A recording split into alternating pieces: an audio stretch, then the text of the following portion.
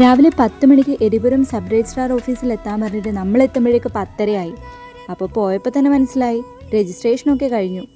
അവർ പുറത്തോട്ടൊക്കെ ഇറങ്ങിയിട്ടുണ്ടായിരുന്നു.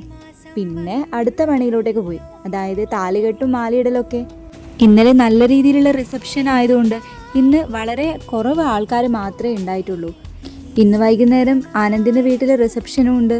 അപ്പോൾ പിന്നെ പെട്ടെന്ന് തന്നെ ബാക്കി ചടങ്ങുകളെല്ലാം നോക്കി. സാധാരണ പോലെ തന്നെ താലി കെട്ടി, പിന്നെ ചെറുക്കനൊരു മാല ഇട്ട് കൊടുത്തു, പിന്നെ പൂമാലയും സിന്ദൂരവും ചാർത്തി.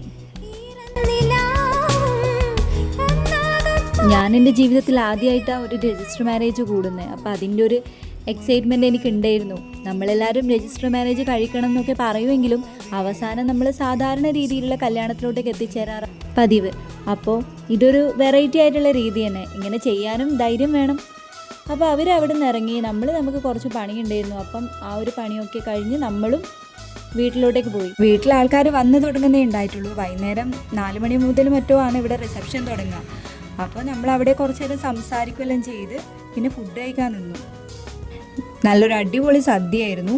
എനിക്ക് സദ്യ ഭയങ്കര ഇഷ്ടമാണ്. അപ്പോൾ കുറേ നാൾ കൂടിയിട്ട് ഒരു സദ്യ കഴിക്കുന്നുണ്ടായേ. അപ്പോൾ അതൊക്കെ കഴിച്ച് നമ്മൾ കുറച്ച് നേരം അവിടെ നിന്നിട്ട് നമ്മൾ നേരെ തിരിച്ചു പോയി. കാരണം നമുക്കിന്ന് വേറൊരു സ്ഥലത്തൂടെ പോകാനുണ്ട്. അപ്പോൾ അത്രയേ ഉള്ളൂ.